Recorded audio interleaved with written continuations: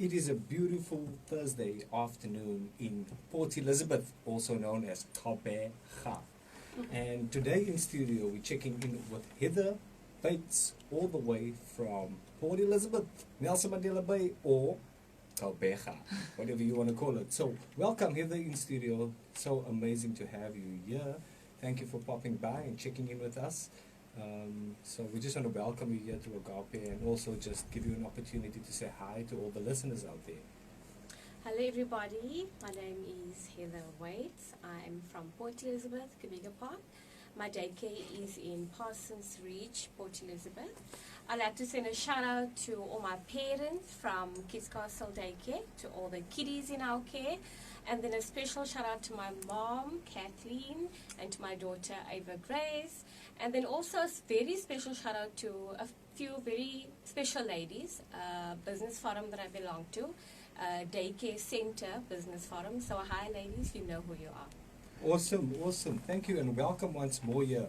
Also a special shout out there to Auntie Kathy and to Ava Grace. Nice to have your mom and your daughter here in studio with us today. So today, Heather, we're going to take a little bit of a journey with you. We're going to talk a little bit about your story.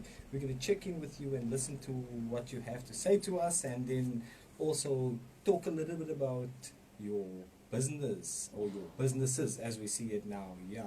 So without any further ado, let's just get into it. Heather, I see for a short while there you grew up in the northern areas of Port Elizabeth, a place called Bloemendal. Yes. If I don't, what is it? Albrecht Street in Yes. Bloemendal. So all the people from the northern areas listening there, special shout out also to the people of Albrecht Street in Bloemendal, where Heather grew up until the age of 6 years old before moving to Morningside. How was it growing up in the northern areas? To be honest with you, Shawan, I don't have much memory of living there. I do remember two special girls that were my neighbors.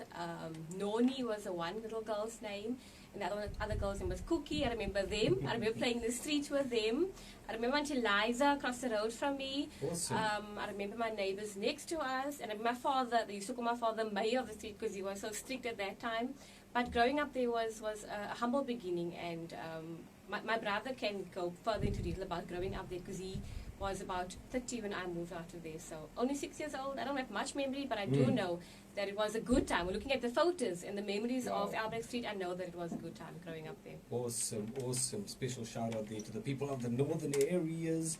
So we have one of the northern areas people in the house today. But then you moved over to Morningside, That's and right. I see you went there to Morningside High School. Yes. And how was things at the Yeah, school? I lived in Onyx Road for over, say, 22 years. Morningside High School. I started at grade 4. I was at St. Joseph Primary actually from grade 1 till 3, and then moved to Morningside High School, which then was a primary school and in high school, like a combined. So from grade 4 right up until matric, I was at Morningside High School.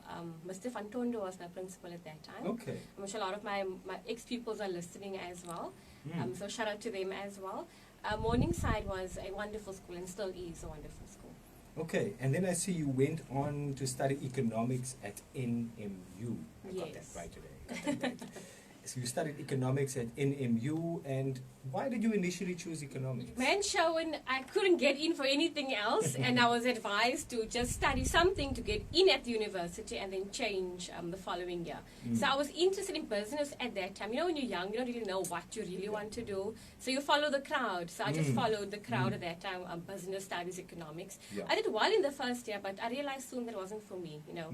As much as today I am business-minded, at that time economics wasn't for me, so then I changed from there And onwards. I'm sure some of the things that you've learned at the time you can apply in your Oh, business yes, today. definitely. So yeah. it wasn't a waste at all. So No. maybe to those that are listening that made a sudden change in their career choice, maybe it's not that bad. You can still use that studies in the future, you know, as is the case with Heather here today. And then I see you went on and you did NQF level 5 in early childhood development. Tell us You know, about Sho, that my father choice. always told me when we spoke about what I want to do, always told me, become a teacher, become a teacher. And I never listened to him. He obviously saw qualities in me that I didn't see in myself, you Yeah. know. So I decided to become a teacher because of the love I had for children at that time. You, I had the love for kids, but I didn't really know what education, what teaching was Yeah. about. And then someone advised me to first start off with the little ones and then see if that is for me from there onwards. And that is the reason why I decided to study early child development, to see if it was something that I truly did want to do. And today I'm not sorry that I did that. Awesome. So early childhood development is obviously a very crucial thing in our country at the moment. Our kids need that really, that basic education from the get-go, and there's a lot of things that they get taught there. What would you say are some of the challenges in the early childhood development sphere? I heard you speak earlier on about being part of a business forum that focuses on early childhood development. What are some of the challenges that you guys are facing over there? Currently at the moment, we face a lot of kids that are coming from poverty-ridden areas. Funny enough, your daycare can be in a posh, well-known area, yet you still have children that come from rural areas. And school fees is the main challenge we have at the moment. That's the one common denominator in that group is school fees, the payment of school fees. A lot of the parents can't afford to send their children to daycare centers that they feel would be good enough for them. So, but then they find out daycare centers in our areas, they put them in there with hopes that the children are going to learn. But school fees is a main problem at the moment. And then we just try to meet the parents halfway, especially those kids that come from the rural areas. Meet them halfway so they can still are able to achieve the milestones that they're supposed to. Awesome. That's fantastic.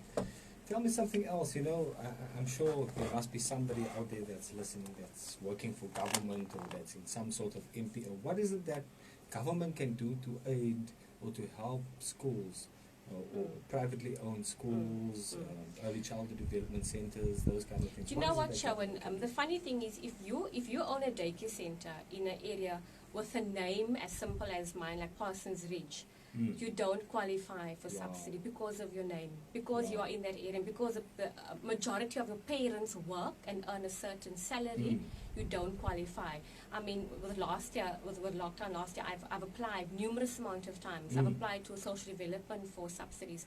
I simply don't qualify because of the area that I'm in. So they can look at that and not just think because you are in that specific area that you don't need the money. But actually take time to come to your daycare center, to your school, and see that there is actual need for an income, and not just assume because you're in that area you don't need the money. Exactly. And there are obviously kids from that area that are not also that fortunate. We always make that assumption. Because they live there. Exactly. Yeah. Then there are kids that don't actually have all the privileges that they think they have. Yes. So perhaps an appeal over here to government or all those that are listening that could perhaps do something about this. Something to consider, something to listen to. And a very important point that came out is that we mustn't just look at the area, but we must actually look at the situation. And I know that last year, when it was a lockdown, most businesses actually couldn't survive the lockdown and they had to close. And I'm sure that was the case with early childhood development centers as well. What is it that made Kidz Castle stand the test of time, and the fact that Kidz Castle is still standing today? Yeah, you know, I can write a book from just the 6 months of lockdown that I've experienced. Before COVID-19, I had 44 children enrolled at Kidz Castle. And then COVID happened, lockdown happened, and obviously parents are afraid. And today I understand why they were afraid, you know. So because I had to close my business indefinitely, parents then started taking the children out of my daycare center. And I went from 44 to 4 children within a space of a month. There was no thing is my daycare center we rely solely on income of school fees. So obviously going from 44 to 4, you can just imagine that amount that we lost. I had to let go quite a few staff members as well in that period, and then for a whole almost 6 months there was no income for the daycare center at all because of the lockdown. And you know what, myself and my mom lived together, and at that time we lived in a house in Parsons Ridge. And in order to survive for that 6 months, we sold cook sisters. We made cook sisters every weekend. We had just over 70 dozen that we delivered on a Sunday, and that brought an income of at least 4,000 rand a weekend. And that is what kept us going throughout the lockdown. That is what kept my doors open throughout the lockdown, selling cook sisters. I mean, I still had rent to pay. So in order for me to keep my business open, I had to pay my rent. I had to decide is either to close indefinitely or pay the rent. So I paid the rent and obviously tapped into my savings to survive for the 6 months. Wow, that's a remarkable story, and I'm sure a lot of us can learn from that. You know, some of us give up so easily and we just close the door, And there we go, we let go of our dreams, but you know, it takes hard work and perseverance and making a plan at the end of the day. Absolutely. And also there we just want to appreciate the efforts of your mother, the Auntie Kathy, you know, and what she's done during that time. We all know Auntie Kathy's Cook Sisters are the best on the market, so maybe we're promoting it here, you know. I don't know that she still take orders, but yeah. Yeah, no, she does. She does. Awesome. Shout out there to Auntie Kathy, yeah. So then we see, Heather, that you went on to finish a degree, bachelor's degree in education. What drove you to that next level? I needed to learn more. I'm the type of person that I'm never happy with where I am. I don't become content easily. I always want to do more, always want to learn more. I get bored easily. Yeah. So I was bored having an NQF level 5 in ECD. Before I opened my school, I wanted to go and work as a teacher. So that is why I decided to study further. Yeah. And the sad thing is, Sean, because of financial difficulties, I could never finish my studies. Wow. In the year 2020, when I was supposed to graduate, I couldn't afford to pay my fees. I never received the notification from UNISA to say that I had completed my studies and that I passed. Wow. So I wasn't able to, I never received my certificate. Although they had graduations, they had one in Pretoria, one in Cape Town. I wasn't able to attend because I wasn't able to pay the fees. But as I told you, the sisters helped and the savings helped. And just at the point, I think November 2020, when I was able to finally make that deposit, I was able to receive my results to say that I did indeed pass, and I do today have my bachelor's in education. Wow. Congratulations. So that is my testimony, and that is what I'm celebrating today. Yes. And I'm sure your life of faith must have played an important role. You can take yes, absolutely. What was it that really that struck a chord with you? You know, I know you have a very strong relationship with God, and you're a God-fearing woman. Yes. But there must have been that one thing, or that one day that you woke up in the morning and you said, I'm going to go and do this now. What was it that drove you to that next level? You know, the fact that today, as we're sitting here, we don't have a church building to attend. You know, my father always used to tell me that, and God bless his soul, that you are the church. And I never understood that. He used to tell me that you are the church. And I never understood what he meant by that. And that is what stood out for me throughout 2020, is that yes, the church building is there, and it's important to go to the house of God. But if you, as a person, and your faith is not as strong as a mustard seed, then you've got nothing to stand on. And that is what pushed me to realize, even though I'm not at the church, my prayer time, my alone time at home I don't have to be around people. I can be sitting alone in my room, in the bathroom, praying to God. That is what stood out for me. I am the church. And at that moment when I woke up, I realized, you know, I need to do something. I can't sit and sulk about 2020 being bad. We need to do something. And that's when we took that stand of doing what needed to do. Yeah, and God was with you all the way. I saw some of your Facebook posts where you were doing some praise and worship during lockdown. And exposing the little one to that. That's so important that we expose our kids to the hand and the protection, the love of God. And that's so impressive. I saw from Facebook. And so your very first work experience after graduating from the PE Learning Center in 2013 was as a special needs educator at Victory Kidz South Africa with special needs kids. Talk us through that 3 years. Look, I just graduated with my NQ level 5. I had this idea of being a teacher, you know. But that is why later when you study for a degree, that you have to go out and you have to do practicals, because that's when you realize if you really want to do it or not. So I had this idea of wanting to be a grade R teacher, you know. With NQ level 5, you want to be a grade R teacher, and you picture yourself being in this big classroom with kids listening to you and all of that. So when I started sending out my CVs to various schools, Victory was one of the first that responded. And me having no knowledge about special needs, accepted the interview. I went for the interview, and they asked me so many questions, Shawan, and I'll be honest with you, I didn't have much knowledge at that time, but I really tried my best to give them me, who I am. As much as I don't have knowledge, this is me, this is who I am. And I was hoping that my passion would portray through that. And then the following day, I received a response from them telling me that they've accepted me, and if I'm willing to accept the offer, I can start January 2014. And Victory Kidz is a very special place for me, because that is where I learned my patience that I have today. It was my foundation. You know, my foundation was laid at Victory Kidz. I always refer to it as my humble beginning. You know, and I tell a lot of people, just because I was there for 3 years and resigned doesn't mean I wasn't happy. I was truly happy there. Yeah. But there's a reason why I am where I am today. And I'm always grateful for Victory and what I've learned.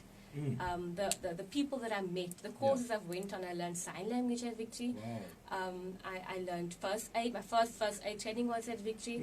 I learned so much about children at Victory Kidz, and that there is so much to children that you think you know. But once you work with special needs children, it just opens up your mind completely. Wow. Fantastic, Heather. Fantastic. And then the next big and bold step that you made in your life is to start a business of your own. And I know this must have been challenging. Tell us some of those challenges that you faced when this seed of starting a business was birthed, and how you grew that seed to what we see today and what we know today. Now, Shawan, at my previous workplace, my boss used to do performance appraisals every year. Yes. And every year, my answer, when they would ask you, where do you see yourself in 5 years? Every year, my answer would be to own my own school. And that was my goal, it was my 5-year goal. I did not expect it to happen in 3 years, but God has His own plans for our lives. Yes. So when I saw the advert on Gumtree of a building that's vacant for somebody that's willing to rent it as a daycare, because at that time the building was a kids' party venue, Okay. I immediately grabbed that opportunity. I made the appointment, I went to view the building, I took my dad with me, and when I walked in I could just feel, there was a presence. It was as if the building was speaking to me, telling me, this is it.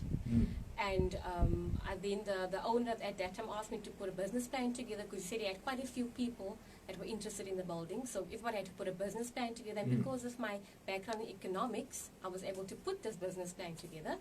And then that is when he accepted me, and he said, congratulations, I've accepted your business plan, you can have the building. And then the biggest challenge was the deposit that had to be put down. Wow. So now you can imagine, I resigned from having a full-time job. I started Kidz Castle without a capital. Wow. Zero rand in my account. I started Kidz Castle, no capital. And I promised myself that I'm going to work that capital. So what I did was, to make the money up to pay the rent at that time, I had kids parties every weekend. I hosted kids parties every weekend, and that money I took and I then paid the rent. That was also the same time when my father was diagnosed with cancer. So we had medical bills that we had to pay. So me being the only breadwinner in the household at that time, I resigned, I started a business. There's no extra income. It was quite tough, showing. But my faith got me to where I am today. So I had my parties, weekends, we sold cakes, sold cooked sisters, we did everything we could so I could pay the rent, pay the staff member, and see to my dad and his medical bills at the same time. And I never missed a month of rent. I paid the Kidz Castle rent that year, in the first year. And it was challenging, Shawan, but I pushed through, because I had an end goal in mind. And I pushed through. Wow. I always say this, but I'm going to say this again. I have some hair-raising moments here in the studio now. For those that are sitting here can see. Wow. A lot of us look at Kidz Castle from the outside, and we're so privileged today to actually get an inside look and to hear the true story of Kidz Castle, the success that we see today, and where it's come from, the foundation. Yeah, you also mentioned earlier about your dad, and we all know he was a very well-known person in the metro. Many people knew Uncle Dickie, and Uncle Dickie played so many different roles, from being involved at the court in Port Elizabeth to building a lot of people's homes and doing a lot of things. And you said in that year, 2018, your dad was diagnosed with cancer, and obviously the challenges with the medical bills and those kind of things, which really was a challenge for you, and you embraced those challenges. And then we know that your dad lost his battle to cancer. May his dear soul rest in peace. And we know the relationship that you had with him. Maybe it's a good time to maybe just talk a little bit about that relationship that you had with Uncle Dickie. Oh, I was a daddy's girl. I was a true daddy's girl. My father called me his princess, and he truly treated me that way. My baby was 3 months old at that time, by the way, when I opened the school. So it was also quite a journey for me at that time. And I'm privileged that my father got to know her at that time. But my dad was the type of person who would, if it's cold outside and I might be coming home from a night out, my bed would have a warm water bottle waiting for me. I would get home from school and there would be lunch waiting for me. He would take my Congo, fill up with petrol. He wouldn't sleep until I got home at night, and would sit up in front of that door until his daughter walked in. My father served me on a pedestal, basically. And he basically showed me what a daughter and dad and daughter relationship should be like. Yeah, we argued because we're very similar. My father and I are very much alike. We argued quite a lot, but at the end of the day, I remained his little girl. And I still am his little girl. And I know that he's watching down on me. Indeed. May his dear soul rest in peace. And now you can impart all of that into your own daughter's life. Yes, Grace. yes. And perhaps another question, and I'm speculating here, but there must be a reason why you named her Ava Grace. Yeah. My father always said that when I found out I was pregnant at the age of 27, you know, society, you're unmarried and all of that. My father's first words, because he was the first person I told, he said to me, "This is God's grace." Yeah. This is God's grace, and that is how I came upon the name Ava Grace. Wow. And she's growing up to be such a beautiful young girl.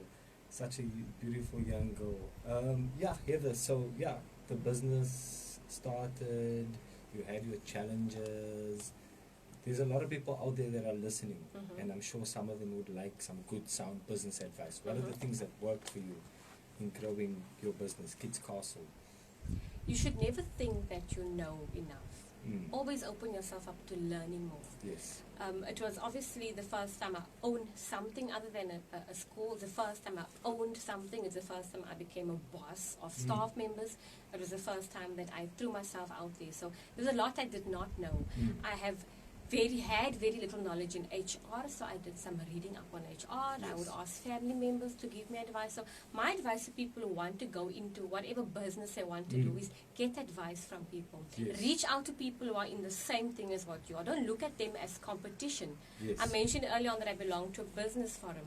We are a group of ladies who all own daycares in the area, but yet we don't look at each other as if we are competition. Yes. We get advice from each other. We feed off each other. If there's something we're not sure of, we ask in the group and we get advice from one another. So if you want to start off something, start off correctly, get advice from people. Go to someone and make them your mentor. Find somebody that's in the same field as you, has been longer in the business, and make that person your mentor. So when you feel stuck, you go to that person that's able to advise you. Someone once asked me to describe life, and then I just simply said to them, I'll use 3 L's to describe life. Lifelong learning. And I think we learn every single day, and sometimes we also need to learn to unlearn certain things, and such is the case with you, Heather, and we've seen that you've really braced all your challenges and you are where you are today. Now we see there's something exciting coming up. You're already evolving now, and the business is evolving, and you're really taking up your rightful place as a business owner in the metro, and you've come up with something called the Hair Castle. Tell us about the Hair Castle. Shown as a single mother, it's very difficult when you want to do something to find somebody to look after your daughter or your son. And that is something that always bothered me, Why is it so difficult to find somebody to look after your kids that you as a mother can spoil yourself? Yes. And then you get society that makes you feel guilty for wanting to be alone. You get people who tell you, but this is your child, you're supposed to spend time, and you can't leave your child with family members and look after yourself because you're a mother. Yes. So that is something that bothered me, Yes, you do get tired. As a mom, you do get tired, and you do need time for yourself. Indeed. But then you get people like me who don't really have someone I can leave my daughter with. Yes. Now I want to go to the hair salon on a Saturday morning and go and do my hair, and I have to take her with me, and she's sitting with me on my lap, or she's playing with her, reading the books on the side, and she's becoming restless. Now give her my cell phone to keep her busy, which society is also telling you is wrong. So I came up with the idea of, at first it was supposed to be a salon for children only. Yes. But then I switched that around, so why can't mom and child go to the hair salon? So then I came up with the idea of having a salon where you've got the chair for mom, and next to the chair for mom, you have a chair for child. And it's kid-friendly. Wow. If it's a girl, then it's in the shape of a Barbie car with a Barbie mirror. If it's a boy, it's in the shape of a car or a motorbike for a boy. It's colorful, it's bright, it's entertaining, it's making the child feel comfortable. So now you're sitting and you're having your hair done, and your daughter's sitting, she's having her hair done, or she's being entertained.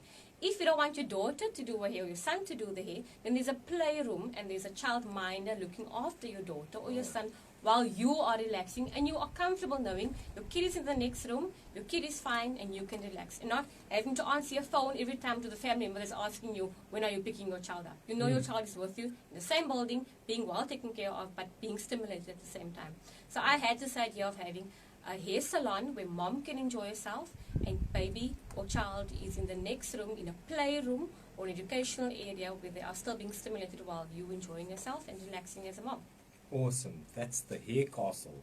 In a nutshell, I would suppose. There's still more to go. Oh, lots more. But that's fantastic. It's something new, something very innovative, Yes. something very creative, something that is much needed.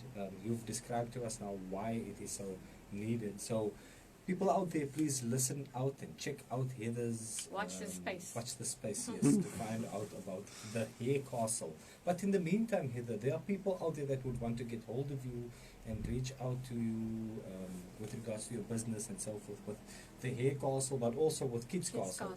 How do people get hold of you? Kidz Castle Daycare is in Parsons Reach, number 4 Blumenthal Street. And if they want to get hold of me, they can contact me on 072 186 1144 or 081 376 4464.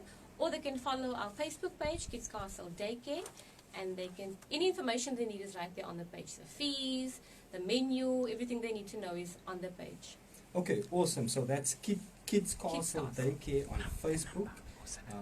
And then you can also check Heather's number. We're putting the number now in the WhatsApp, in the Facebook group, yeah? 186 1144. I'll just repeat that again, 072 186 1144. That's to get hold of Heather at Kidz Castle. And Kidz Castle provides 3 meals a day, breakfast, lunch, snack, as well as stationery. Okay, there we go. 3 meals a day, breakfast, lunch, snack, and stationery. Wow. All inclusive. All inclusive in the fees. Heather, how do people apply now already? Or when do you open up? Or you do still have space? We do have space. We do have space in the 3 to 4 year classroom as well as the 4 to 5 year classroom. So what they can do is they can pop me a WhatsApp, and then I'll get the details to send them an email with an application form, as well as a date of when they would like to come have a tour of the school. There you have it. Kidz Castle Daycare still has space available for the year 2021. So if you're out there listening and you don't know where to send your child, send them over to Kidz Castle Daycare, and they will do all the application processes and give you a tour. And yeah, you got to listen to Heather yourself. You got to listen to her story, so you know that she's trustworthy. And yeah, so make use of the services. I'll give that number again. It's 072 186 1144. We've also put the number in our Facebook Live that we are busy sending out there on Facebook. Also to the listeners out there, we'll give you a moment if there's a question or two that you want to pop to Heather. If you are watching this via Facebook Live, feel free to ask a question on the Facebook chat, or just send a comment, send a shout out, say hello to Heather. And yeah, so Heather, what are we looking forward to in the year 2021? I would say perhaps a second daycare. Wow. Wow. That's great. That's great. So there's plans for a second daycare, maybe closer to your area. Who knows? So Heather's got one in the pipeline there for us. Yeah, thank you so much, Heather, for coming by. Thanks We're for having nearing the me. end of this interview, but you're sitting in the hot seat today, and we're checking in with you. But we're not going to let you go without sharing a word of encouragement to the listeners out there. I would say be yourself. Be as authentic as you possibly can. Society presses us down to be people we are not. They expect us to act differently than who we are. I'd say be yourself so that you can bring out the best in yourself. You can't bring out the best, you can't give the world the best if you're not authentic, if you're not yourself. Wow. I once had a Facebook status, and it simply just said, be yourself. And I've actually seen, the society that we're living in today is so consumed with so many things, and we forget that original identity that we've got, the way God created us, the way we should be. So there's advice from Heather, be yourself. Wow. And so we end this interview. Heather, thank you so much for coming by. Thank you for popping in. Thank you for checking in with us. We'll be sure to have you back, or once your new business venture's up and running, we'll have you back in studio, and you can talk a little bit about that business venture. We're looking forward to see that on all the social media pages.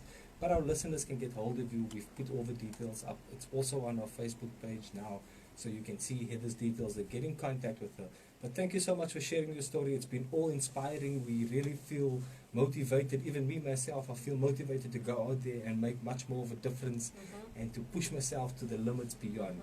So thank you once more, ladies and gentlemen, to all our listeners. Thank you so much for listening and checking. Don't forget to follow us on Facebook, Agape FM, also on Instagram, wherever, all the social media pages. Find us there. Download the app in the Play Store. Don't forget to download the app. It's Agape FM, AGAPE, and you'll find it there on the Play Store, and you can listen to our amazing radio station. Thank you so much, Heather, and we'll be back shortly.